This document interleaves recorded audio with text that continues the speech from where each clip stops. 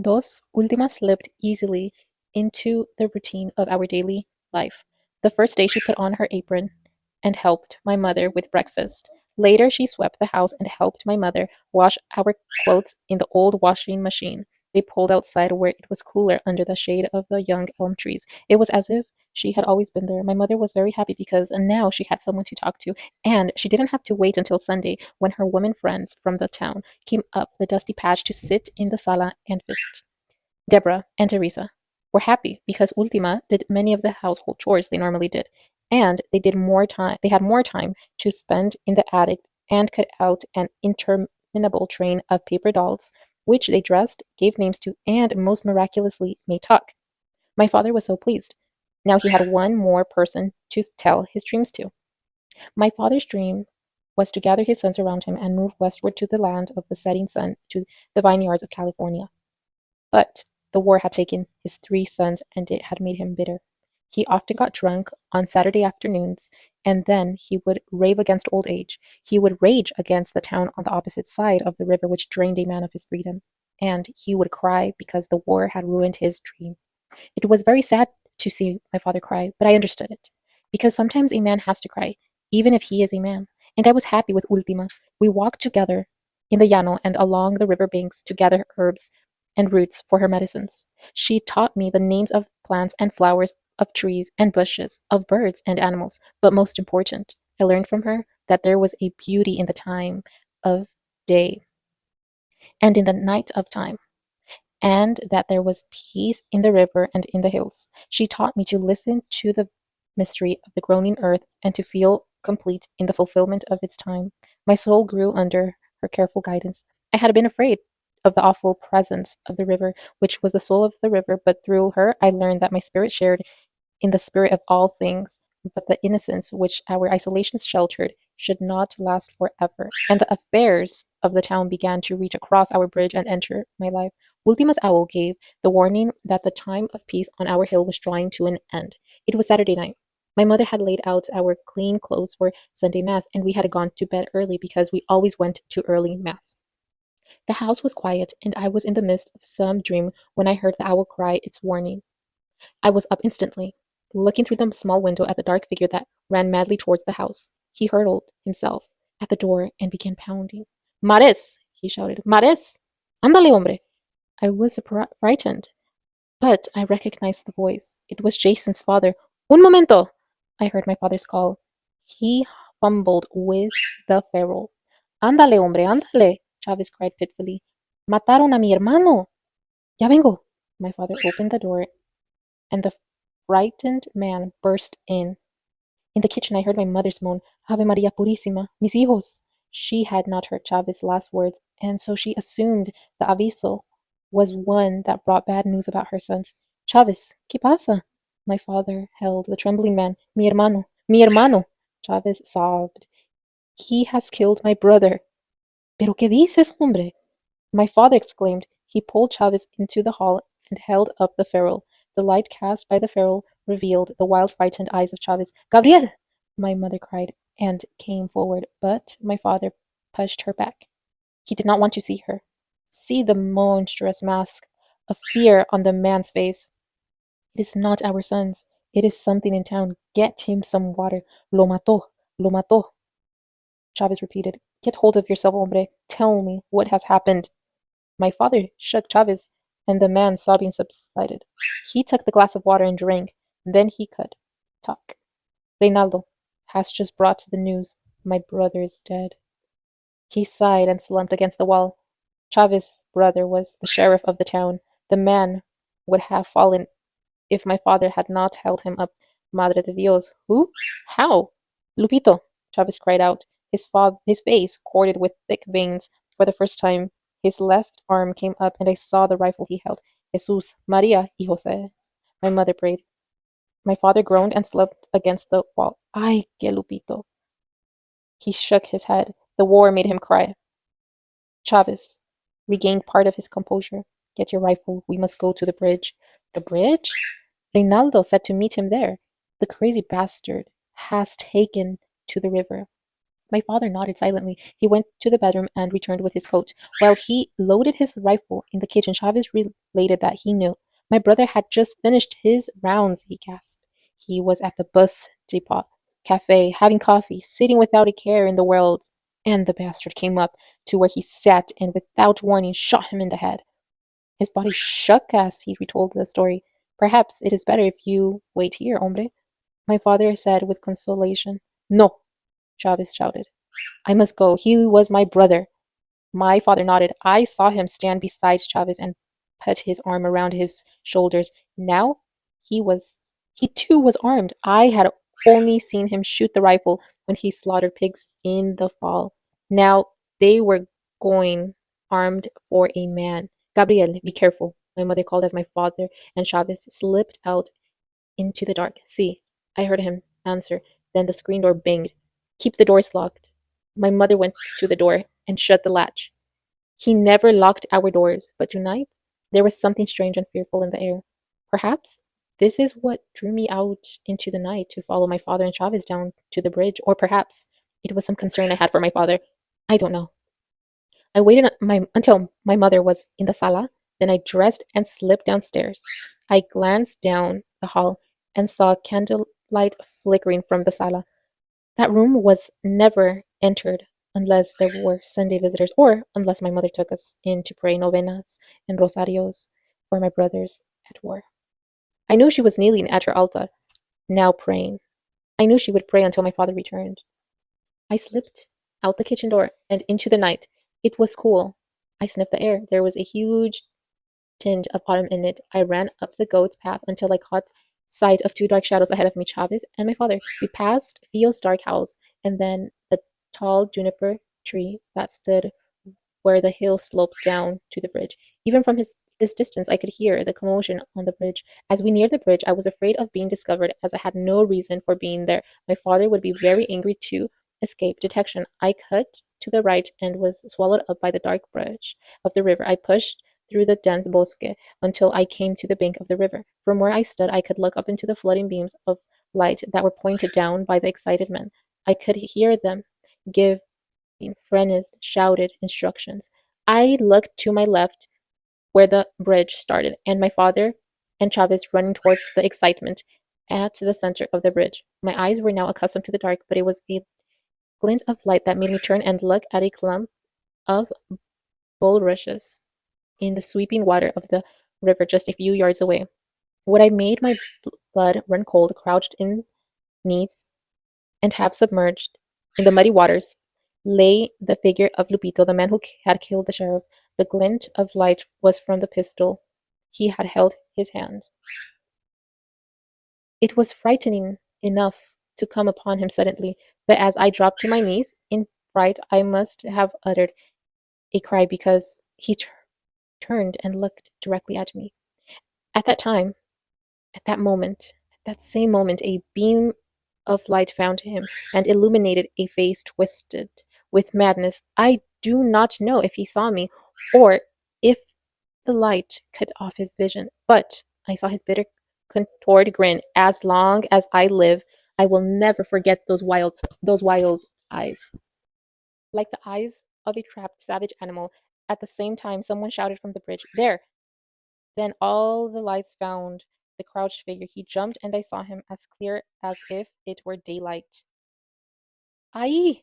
He screamed, a blood-curdling cry that echoed down the river. The men on the bridge didn't know what to do. They stood transfixed, looking down at the madman, waving the pistol in the air. Ai! He cried again. It was a cry of rage and pain, and it made my soul sick. The cry of a tormented man had come to the peaceful green mystery of my river, and the great presence of the river watched from the shadows and deep recesses as I watched from where I crouched at the bank. Japanese soldier, he cried. I am wounded. Come help me, he called to the men on the bridge.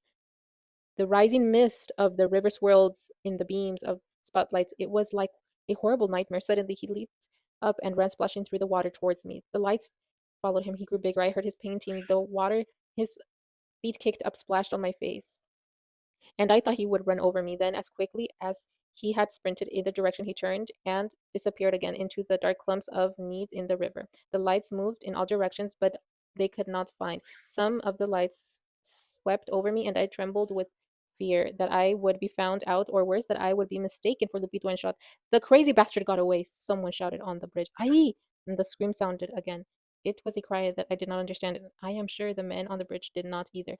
The man they hunted had slipped away from human understanding. He had become a wild animal, and they were afraid. Damn! I heard them cursing themselves. Then a car with a siren and flashing red light came on the bridge. It was a visual. The state police man who patrolled our town. Chavez is dead, I heard him shout. He never had a chance, his brains blown out. There was silence. We have to kill him,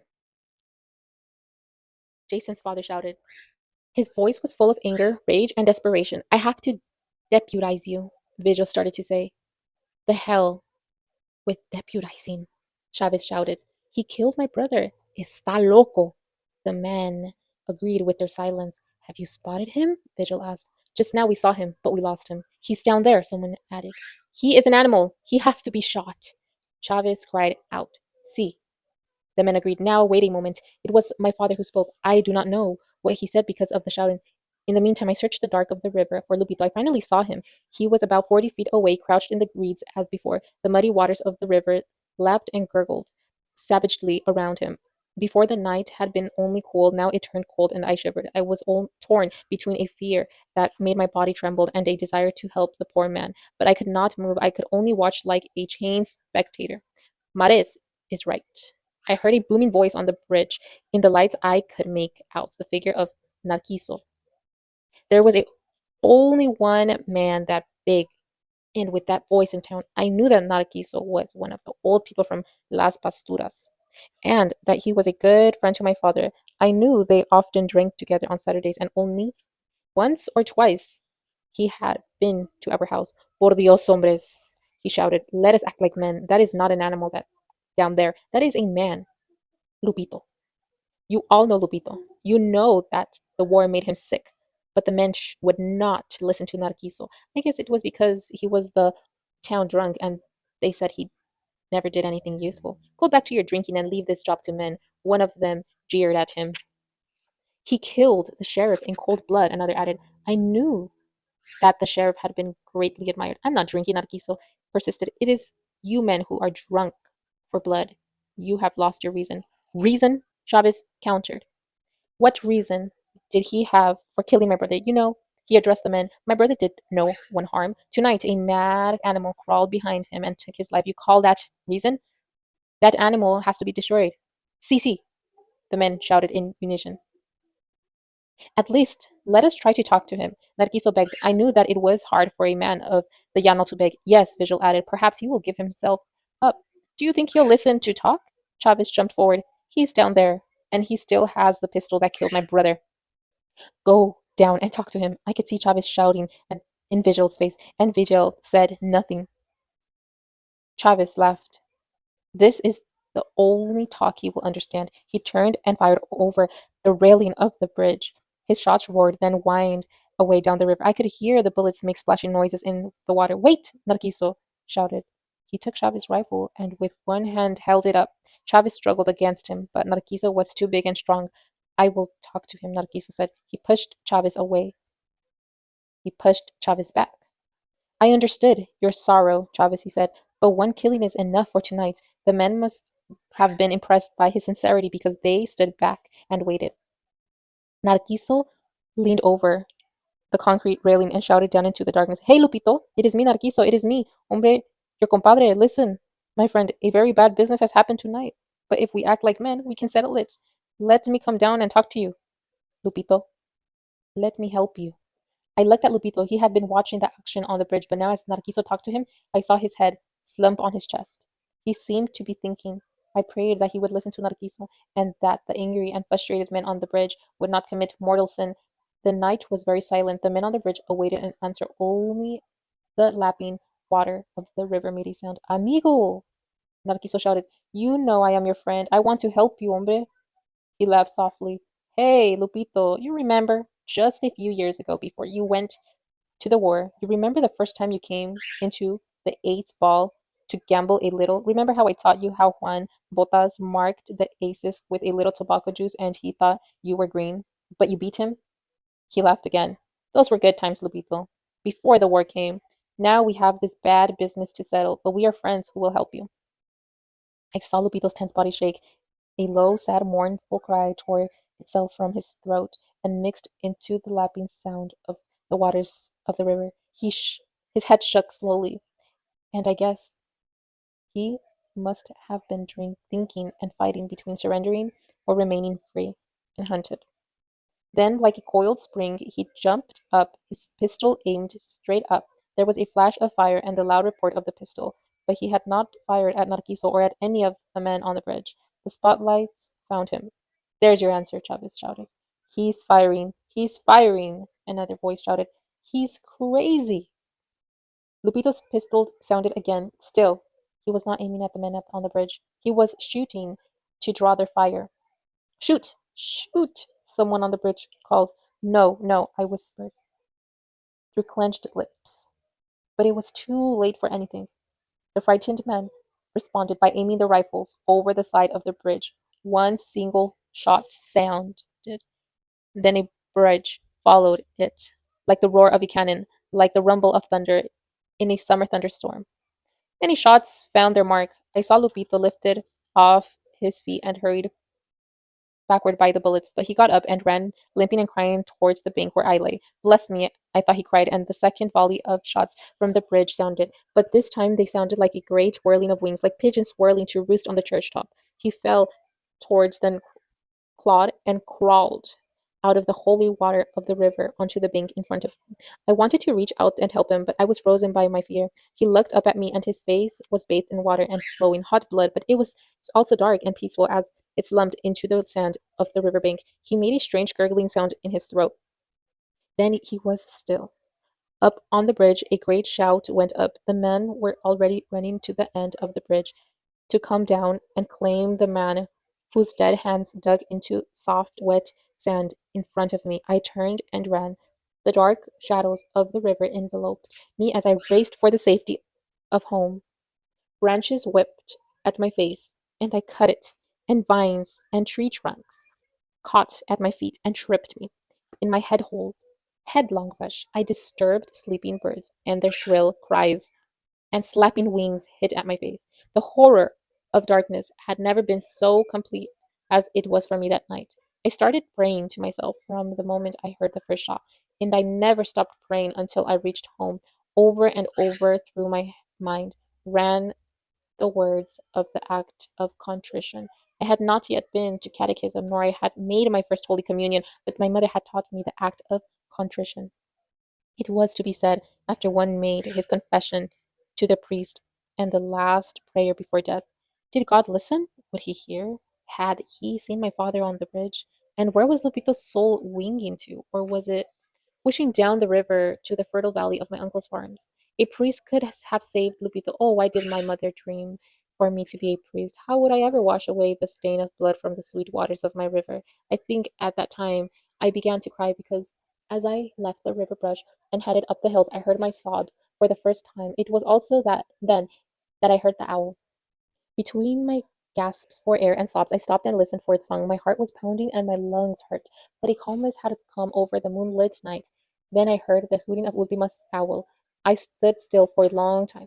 I realized that the owl had been with me throughout the night. It had watched over all that had happened on the bridge. Suddenly, the terrible dark fear that possessed me was gone. I looked at the house that my father had and my brothers had built on the juniper patched hill. It was quiet and peaceful in the blue night. The sky sparkled with a million stars and the Virgin's horned moon, the moon of my mother's people, the moon of the Lunas. My mother would be praying for the soul of Lupito. Again, the owl sang, Ultima spirit bathed me with its strong resolution. I turned and looked across the river. Some lights shone in the town. In the moonlight, I could make out the tower of the church, the schoolhouse top, and way beyond the glistening of the town's water tank. I heard the soft wail of a siren, and I knew the men would be pulling Lupito from the river. The river's brown waters would be stained with blood forever and ever. In the autumn, I would have to go to the school in the town, and a few years I would go to catechism lessons. In the church, I shivered. My body began to hurt from the beating it had taken from the brush of the river. But what hurt more was that I had witnessed for the first time the death of a man. My father did not like the town or its way. When we had first moved from Las Pasturas, he had lived in a rented house in the town, but every evening after work he had looked across the river to these barren, empty hills, and finally he said he had bought a couple of acres and began building our house. Everyone told him he was crazy, that the rocky wild hill could sustain no life, and my mother was more than upset. She wanted to buy along the river where the land was fertile and there was water for the plants and trees, but my father won the fight to be close to his llano because, truthfully, our hill was the beginning of the llano. From here it is stretched away as far as the eye could see, to Las Pasturas and beyond. The man of the town had murdered Lupito, but he had murdered the sheriff. They said the war had made him crazy. The prayers for Lupito mixed into prayers for my brothers. So many different thoughts raced through my mind, and I felt dizzy and very weary and sick. I ran the last of the way and slipped quietly into the house. I groped for the stair railing in the dark and felt a warm hand take mine. Startled, I looked up into Ultima's brown, wrinkled face. You knew, I whispered. I understood that she did not want my mother to hear. See, she replied. And the owl? I gasped. My mind searched for answers, but my body was so tired that my knees buckled. I fell forward. As small and thin as Ultima was, she had the strength to lift me in her arms and carry me into her room. She placed me on her bed, and then, by the light of a small flickering candle, she mixed one of her herbs in a tin cup, held it up over the flame to warm, then gave it to me to drink. They killed Lupito, I said, as I gulped the medicine. I know, she nodded. She prepared a new potion, and with this she washed the cuts on my face and feet. Will he go to hell? I asked. That is not for us to say, Antonio. The war sickness was not taken out of him. He did not know what he was doing. And the men on the bridge, my father, men will do what they must do, she answered. She sat on the bed by my side. Her voice was soothing, and the drink she had given me made me sleepy. The wild, frightening excitement in my body began to die. The ways of men are strange and hard to learn. I heard her say, Will I learn them? I asked. I felt the weight on my eyelids. You will learn much, you will see much. I heard her faraway voice. I felt a blanket over me.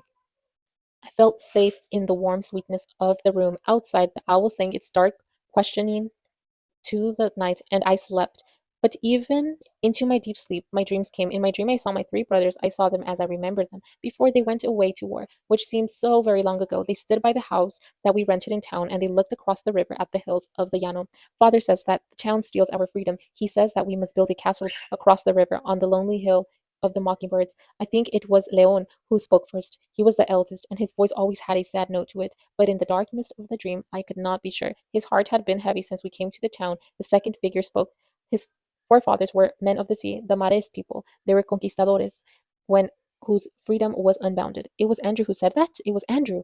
I was sure because his voice was husky, like his thick and sturdy body. Father says the freedom of the wild horse is the Mares blood, and his gaze is always westward. His fathers before him were Vasquez, vaqueros, and so he expects us to be of the Llano. I was sure the third voice belonged to Eugene. I longed to touch them. I was hungry for their company. Instead, I spoke. We must all gather around our father. I heard myself say, His dream is to ride westward in search of new adventure.